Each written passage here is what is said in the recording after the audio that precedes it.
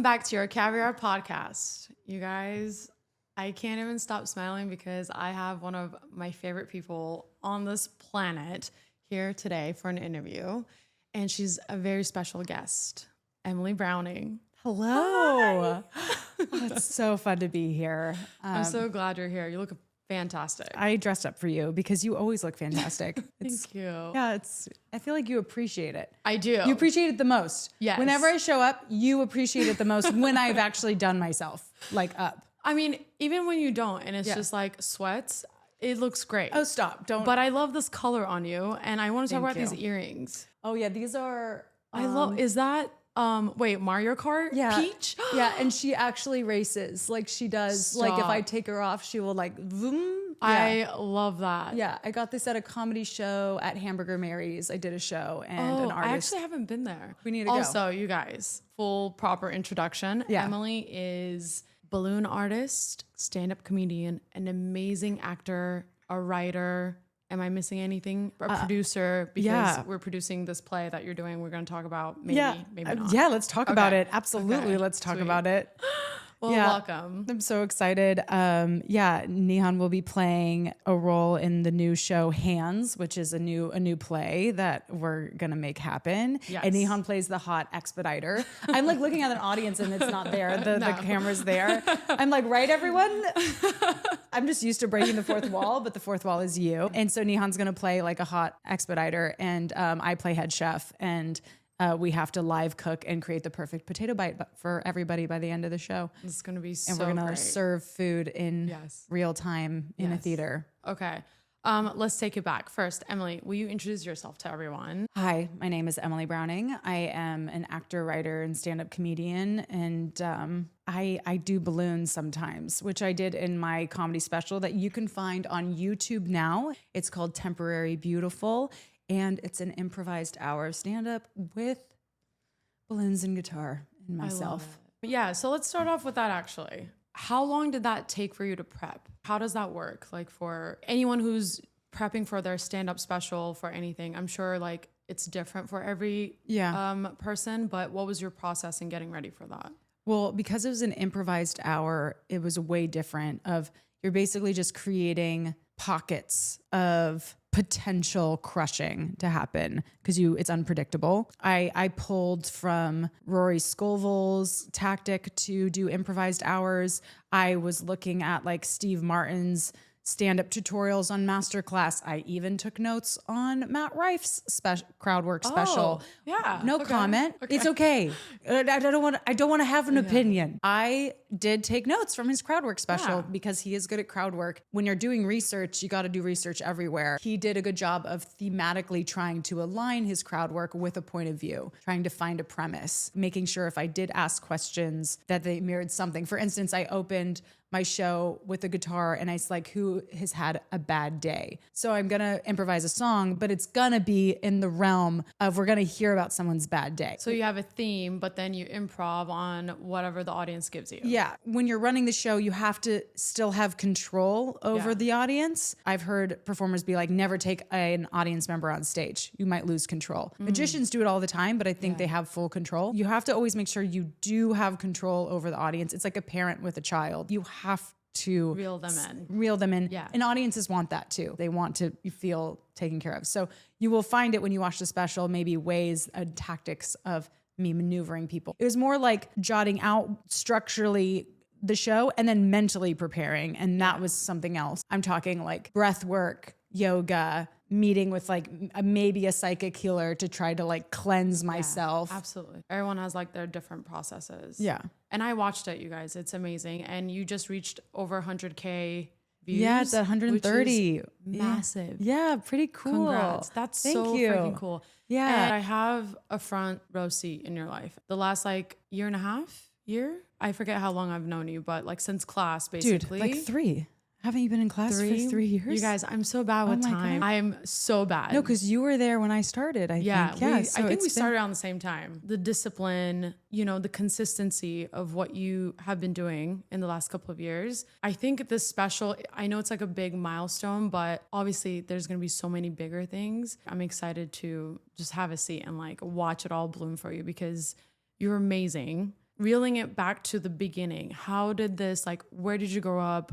What was like your family dynamic like? Like, how did you fall into entertainment? The first time I ever did public speaking, I was in the 8th grade. I had a film class for some reason at school. Me and my friend Shelby, we did a documentary at a unhoused housing development, and we did a blanket drive, and we got to interview some of the guys that were in these like halfway houses. Oh, wow. And I had to speak at church for the blanket drive. And I was so nervous. And I also had just like gotten suspended low key.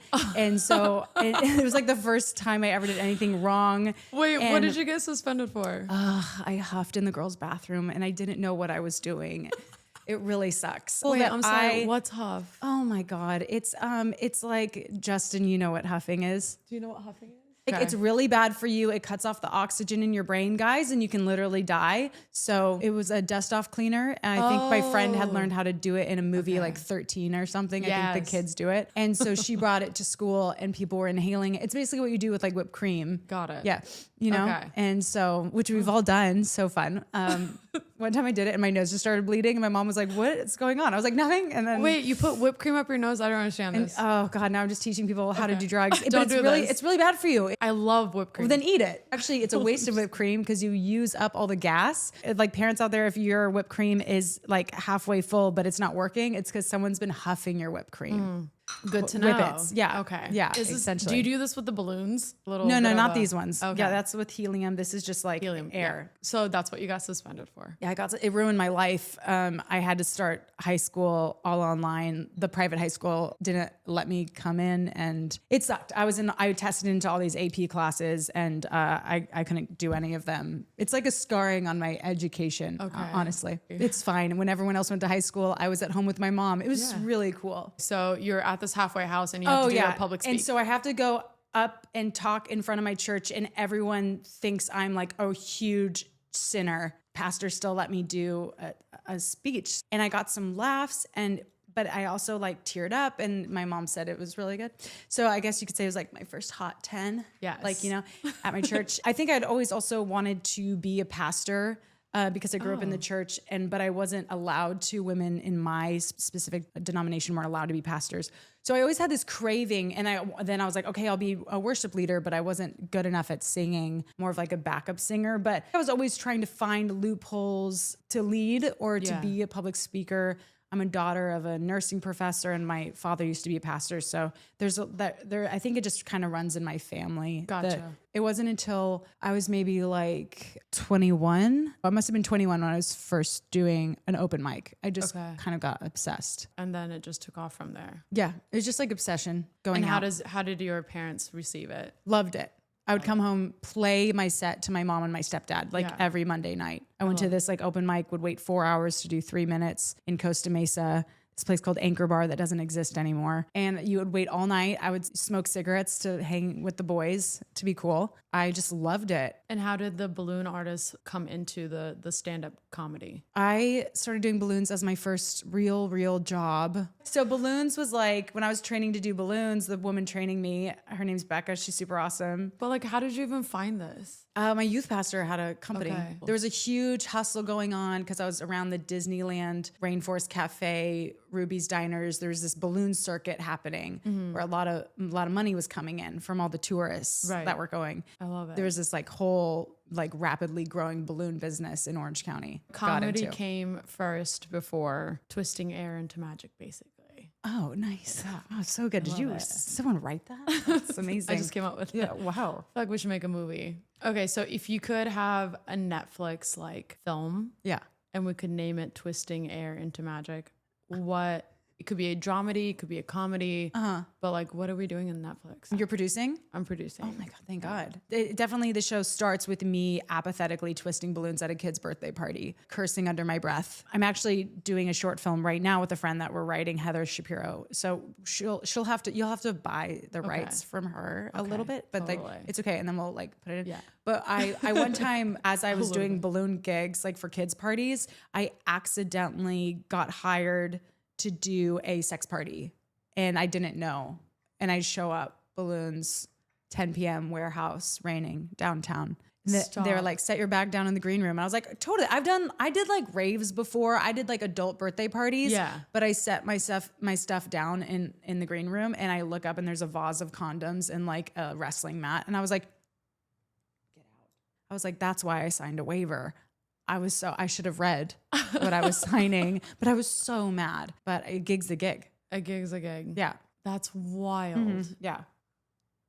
So you're basically just like on some, yeah. So put the, Oh my God, I just swallowed so many grains. Okay, so I have to manifest something. Come with me. okay. Sorry. I'm still at the sex party and you're ballooning. Yeah. Is that how you say it? You're Twisting. you're twisting. So are you like on a stage and there's just like all the activities going on around you? Oh, or I like to float. Like whenever I would do Rainforest Cafe, which I did for like 10 years, I would just float to all the tables. Hi, my name is Emily. I do the balloons here for the kids. Do you want to get anything today? Please stop. And then they're like, so someone's just like filling up on each other and just like, hi, my name is Emily. Oh, no. Okay, so how this particular intimate party was working Yes. is the VIP were the only people who were actually doing stuff. Then there were sexual performances going on stage, which haunt my dreams. And I'm like, do it, whatever. Yeah. You guys, we live in LA. Like We live in LA. We've It's heard weird. everything. We've seen everything. But this was like bad performance art. So imagine your friends doing bad improv, but it's like a sex performance. And you're like, oh, you're still working that out, huh? Yeah. Ooh, okay. I'm dead. Well, I'll give you 5 more years and I can't wait to see where this goes. yeah. Anyway, I just like didn't want to be there. Well, I think one of the questions I had was like, what's like the strangest request you had? Yes, Thing. So you someone- answered it without me asking. So thank you. No, I didn't answer it ready. Someone Okay. asked me that night to make them a fist. Wait, what? A balloon fist. Yeah. I was just next to the face painter and the taco stand, Okay. and they asked me to make them a balloon fist. Did you make them a balloon? Yeah, I did. Yeah. Okay. I go, oh, why am I making a fist? And then she just goes, because I love fisting. My mind is going in like 10 different browsers right now, but know. okay. Oh, by the way, did you know there's 2 Emily Brownings on IMDb? I know. Okay. I know.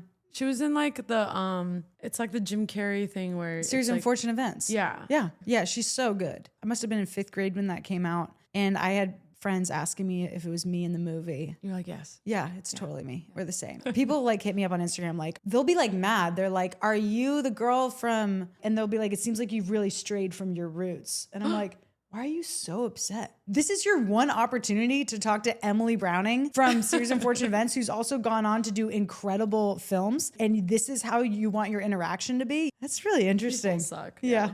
Okay, so I did see 2 things that I wanted to ask. Cursed in Baja. Yeah. It's a horror crime thriller. Yeah. And you're in the cast. How was filming that? Filming that was incredible. I mean, I'm biased because my beloved boyfriend and music producer Ken Isaacs produced it, and Go! he is in it, and he plays like a Swedish mushroom drug dealer. Oh, I and love he's so it. fun. And then my beloved Jeff Daniel Phillips, who is Kent's like dearest friend and producing partner, wrote, directed it. He was just so sweet. I had just started dating Kent at the time, and Kent really wanted to get me in the movie. So I just like slept my way to the top on that one. No, it's totally out. Okay. You can like go and rent it on Tubi, I believe. But we went to Fright Fest. It premiered in Fright Fest like a year ago, 2 years Yeah, ago. I think I remember seeing this in your. Yeah, it was super fun. And I just need to prepare you. I am in one scene in the film. Jeff Daniel Phillips was so sweet. And Jeff goes, there's a red carpet. And Jeff's like, get out there. And I was like, no.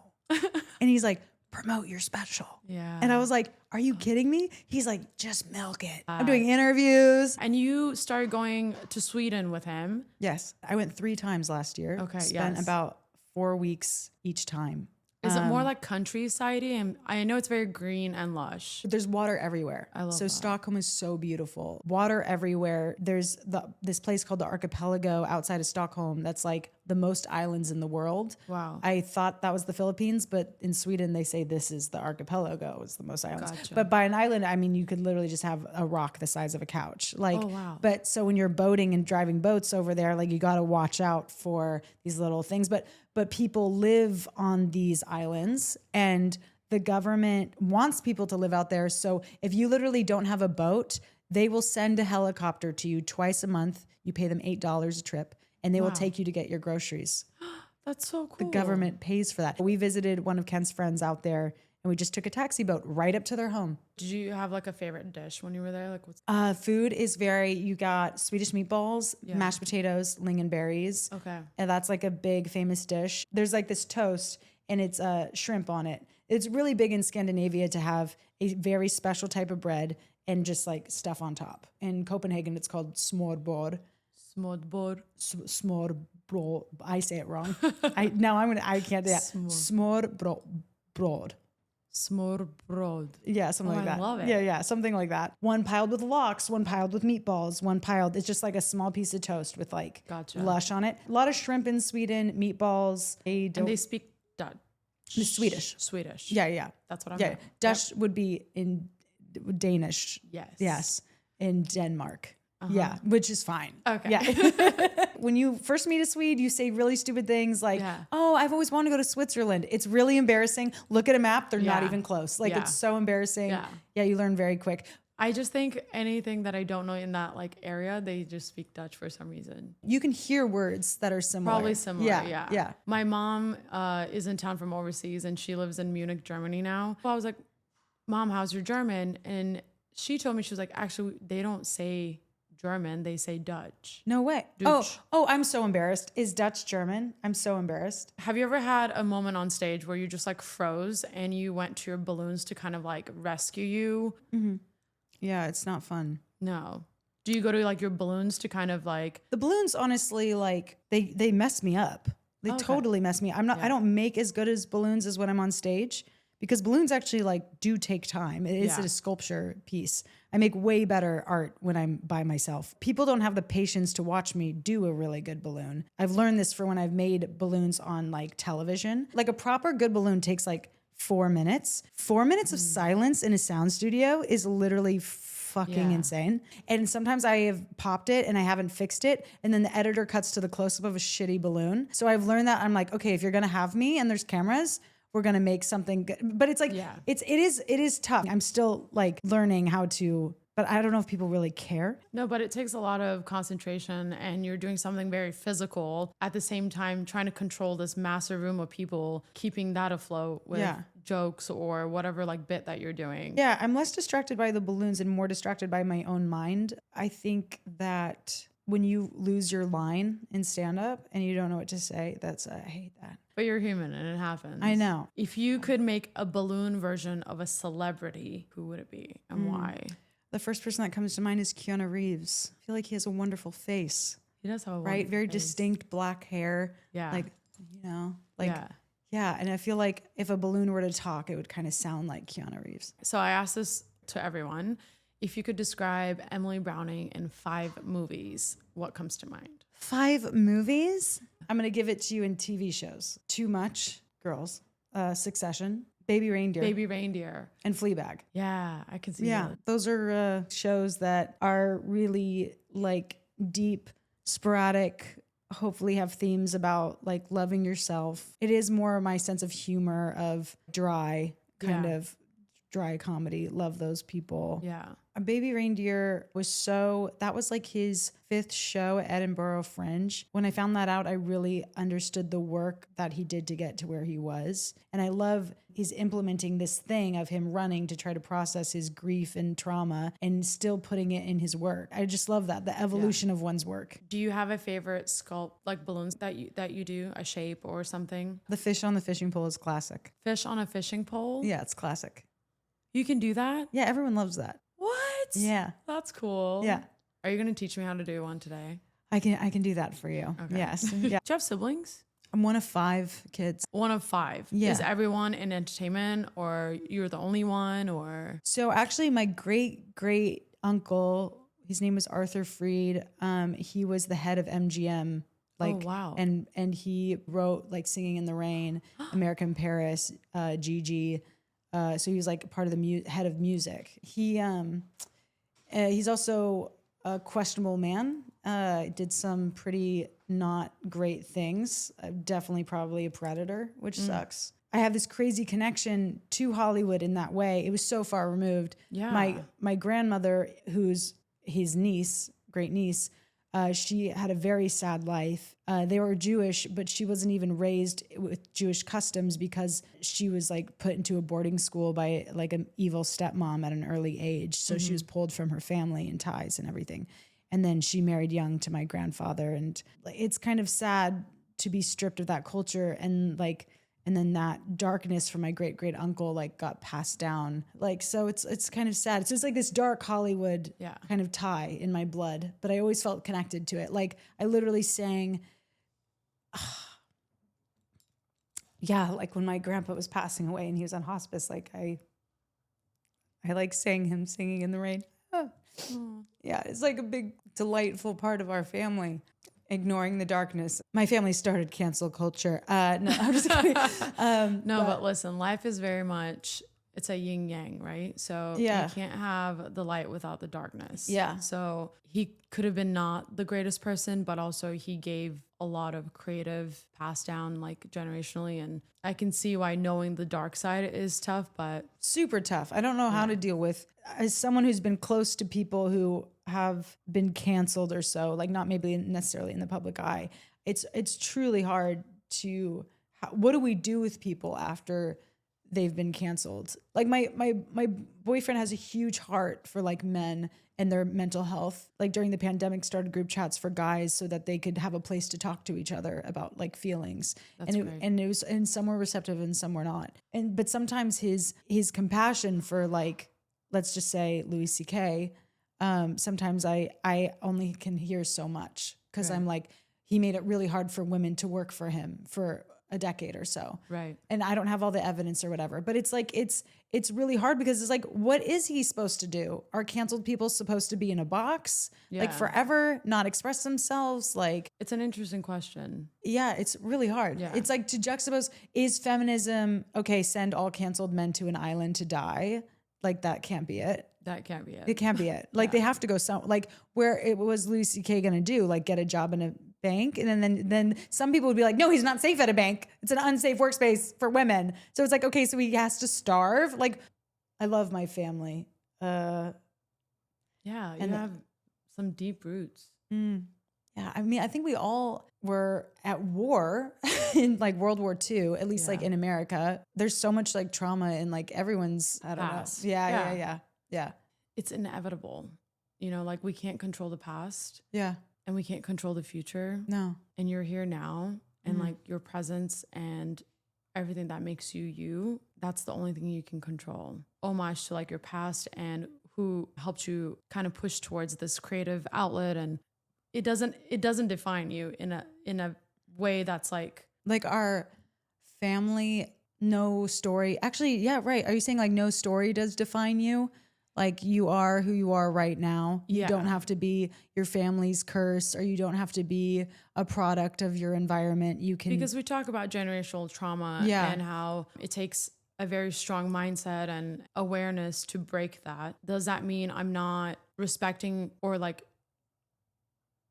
I'm aware of what has happened, good and bad? Yeah. So like, I don't know. I was talking to my therapist about it actually this morning, and she was telling me how there are certain things in the past that you're kind of stuck with subconsciously. And to break that, it's always just being really aware of right now. And even right now, that time already passed. Because I have this thing with time. It happened right when we were talking in the beginning of this interview. It's a little weird for me when it comes to certain things. Yeah. In every culture, there's been a war. There's been so many things that our grandparents, great. Yeah. And we acknowledge it, but it doesn't define who we are right now, because this is very different. You're a very different human being. Does that make sense? Yeah. I feel, someone once told me I was really caught up in, early 20s stuff that goes on in your early 20s. And if you're a girl, it's probably it's trauma, like body trauma or something, rejection, all of it, the weight of the world, everything feels impossible. And I'm looping, because when you're a trauma brain, you're just looping, you're trying to figure out why it happened, and if, who you can blame, and if it was your fault and all this stuff. And he said to me, he's like, I just feel like a lot of your stories are expired. And I think there is a time you can decide that your stories are expired and you can set them aside and you go, time for new stories. I don't want to be like that anymore. Yeah. I love my family. Maybe I'm not talking about myself, but like you don't want to be a part of that culture. Find a new one. Yeah. Time to pick up some new books. Yeah. Time to read some different news articles. Because everything is a choice, right? Everything is a choice. That is the beautiful thing about being in this life is like everyone has a choice. And once you're after a certain age, I am a kind person, but I also have a very much like I have boundaries and limits. And I've always said, as soon as you're aware enough of the choices that you're making, and I think 20s is a lot of like figuring things out. Looking back, I actually don't think about my 20s a lot for some reason, but I just kind of went with the flow and didn't know how things affected me, whether that was from like my upbringing or whatever. After a certain point, though, you start being aware and you start questioning and you start making choices. And I think if you are an intelligent person, which you are, you decide what's going to affect you and what you want to break and what you love about that you want to keep and move forward. That's our escape in a way where it's like, that's where we feel all those things. It's like such a freeing thing when I get up on stage to do a singing, or when we're like even having this conversation, or like when I'm connecting with people. That's why I'm drawn to acting. And I'm sure it's the same for you when you're on stage and you're, you know, like making all these people laugh. Like what a great talent to have. Like that's very hard. I think your biggest gift, Emily, all these things that you just shared, it makes you so much more stronger. And the fact that like you can give back so much without realizing, I think is phenomenal. And people are always like, what drew you to acting? And I think it's a lot of escapism, but it's also being able to tell different stories from all around the world in just this like physical body is such a freeing thing. That's why we're artists. It's really beautiful. And it's really kind. Thank you. Yeah. Do you think trauma can make you a better performer and or comedian? I just listened to a really good interview with Sean Penn. He talked about how he used to be ashamed that he had a happy childhood. And he was like, I had loving parents. I had a great childhood. Yeah. I was well raised. And He's like, where does his anger and authenticity come from? I think I used to over-identify, milked my trauma because I thought that's where my worth came from. That's where my story came from. Since the pandemic, when we had a shutdown and majority of white people suddenly had to educate themselves very quickly on like the Black Lives Matter movement and everything that happened, I think I suddenly was like, holy shit. Yeah, my trauma is valid, but there's bigger stories here. I'm part of a bigger consciousness. And I don't need to fight that my trauma matters anymore. There must be something else, because I used to rely on it. And if someone were to threaten my story, my testimony, that it's not a big deal, then who am I? Like I'm an artist. I need my darkness. Yeah. And when I let that go, and I was like, those stories are expired. I kind of want to move on from that night. Yeah. I don't need to think about it anymore. I don't need to talk about it. Don't need to milk it for all the pain that it was in the moment. There's terrible war going on in the world. I have a car. I eat every day. I don't live in fear for my life. Maybe my art can come from such a healthier place. Gratitude, need to entertain, need to cause wonder, awe. I don't think I'm that artist who's going to have the story that will move you. And I used to think that after I educated myself on like I'm getting really emotional.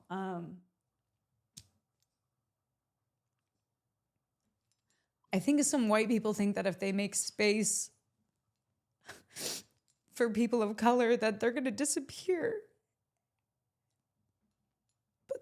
Sorry. No, it's a Wow. very true feeling. Yeah, but I think that the world just gets so much bigger, and you will be amazed on how big your story is outside of those really dark moments. Yeah. And And it's just learning every day. I think the true story is like moments like this when you realize how far you've come and Yeah. how strong you are. It's not those moments. And I think Yeah. this is a really great subject I've actually never brought up. There's tissues. If Yeah, no, I'm because start my period soon. certain, like in my 20s especially, getting into this field more so, I would like come across friends who would like take a few shots or get like tipsy before going to an audition because they thought like that made them better. You know, holding on to like certain things from your past. It's very fascinating because when you do become aware and educate yourself in certain things, those things did matter, but it's how you move forward and how you become strong. Doesn't mean you're not aware of like the bigger picture of the world or what's happening. Gratitude and giving. When you learn those things, I think it makes you a better artist. Yeah. And I think that's what you're saying is once you find that, that's actually where the beauty of like what we do Yeah. is. Sean Penn didn't need to have a bad childhood for him to be a great actor. There's a lot of things that go into being in this field. And a lot of it is like discipline, keeping up your craft, reading, learning about painting versus like movies versus balloon artists. Like there's so many things that make a person who they are. We have so many things that can grow us. I didn't really tap into like certain things that happened in my past until later on. I had a very different mindset of like why I got into it. Right. It was an escape from certain things I was like, Yeah. you know, having to experience, but that's so fascinating. I think that like what you're tapping into is because you're saying you were making fun of yourself for not understanding time and like, Yeah. but that which leads you to being present. Yeah. And you're not a victim and you're a super strong person and you've overcome so much. So maybe what creates good art is like freedom to play. So whatever you have to do to clear yourself to expand that imagination. So whether a person has trauma or not, if your trauma is clouding you, maybe it won't create as good of art. If you have a super clear mindset around, it seems like the guy who made Baby Reindeer, like, has a very clear head now about what happened. Yeah. And he takes responsibility for it in the show as well. But he stalked her first. Yeah. You know, whereas if he was like playing the victim so much, he might leave those details out. I know a lot of people, they have really hard things going on, no matter what socioeconomic background or culture you come from. If you can find a way to find some peace, clear yourself so your imagination can expand, like hopefully. Yeah. I mean, I think to tie this all in a bow, I saw something today where it was like very AI made, and we need humans to create because not everyone has the same story and not everyone's the same. Those instincts, those emotions, everything is valid. Everything you've gone through, the way different artists handle how they create their past, their upbringing, whether it's good or bad. We're human and we're just like figuring it out as we get older. I think that's a bow. Is it a bow? Yeah, Because that's a sometimes total I like bow. rewatch tapes and I'm like, what did I just say? Like I know I was making sense in my mind talking to you right now, but then I'm like, did we just babble about? I brought you a present. Oh, Should I give you a present? yes. Okay. We have one for you. Gift exchange. Oh my God. First time ever on this podcast, actually. Oh my God. Are you serious? Even like your packaging and everything. This is so Emily, you guys. Oh, You're amazing. this is so sweet. Are you working on another special or like what, how can we watch your 2 seconds on this? I'm mainly just working on the play right now. Oh, that's for you. Yeah. This is really, yeah. Can I open it now? Yeah, you Okay. can open that. Yeah. Taco Bell? Oh my gosh, I love it. I've never gotten a Taco Bell gift card. Stop. I'm so excited. I think there's only like $5 left. Wait, $5 goes a long way in Taco Bell. Yeah, Are you right. joking? You could get like 2 chalupas. I know what I'm eating tonight. Yeah. How hot is she? Yeah. I have the hottest friend ever. Oh my gosh. Those are I balloons. loved this photo shoot of you. Oh, thank you. This It like was wraps so up fun. because it's like sexy and you tie up like who you are. Like you've done a lot of great photo shoots. Is purple your favorite color? It just became purple. Just came to It's me. very you. Oh wow! I recently discovered purple. I'm like, is this what like being in my 30s is? Because this is crazy. Discovering your favorite things. Yeah, it's mine. super My weird. favorite color is red, and I'm like, oh my god. Also, I mean, retired hoe.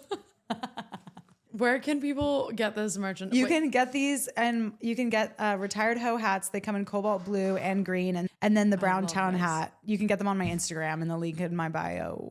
Yes, I'm brown, so like I was like, can I please have this hat? Yeah, Thank when I you. go on the road, I take those hats, and that's how I make money, so I can go on the road. I'm not a retired hoe yet, but Yeah, you but know. you know, you wear that to really the good. gym, and guys will talk to you. I think I know what this is. Oh my god. Yes.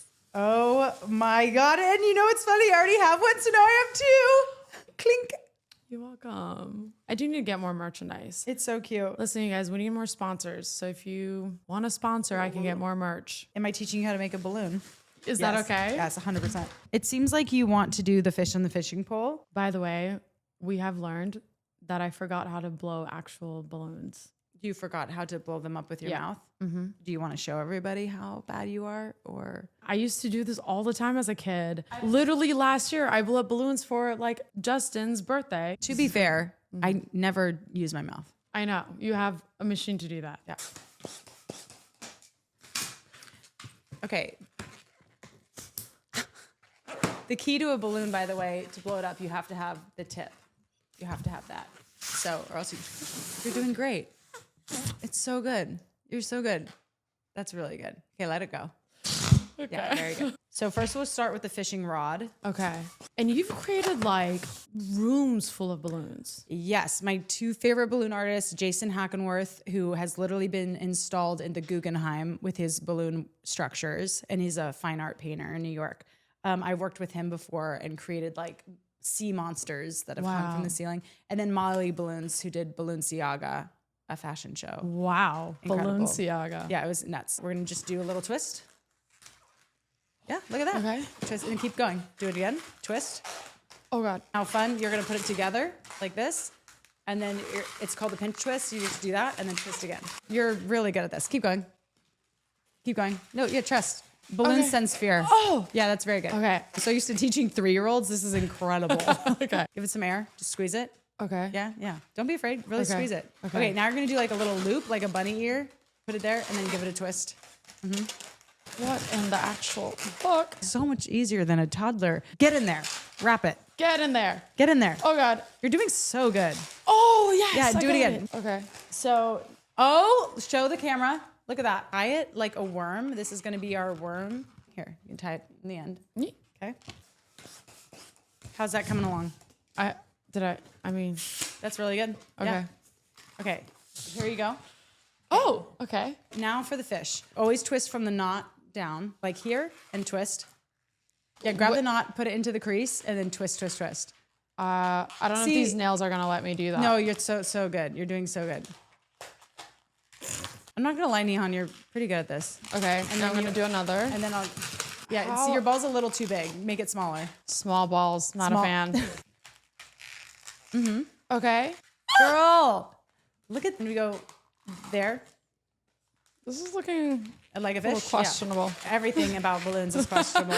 Now create a little loop, and then do the thing where you twist it there. Oh, it happens. Okay. So sad. I'll do it with my eyes closed.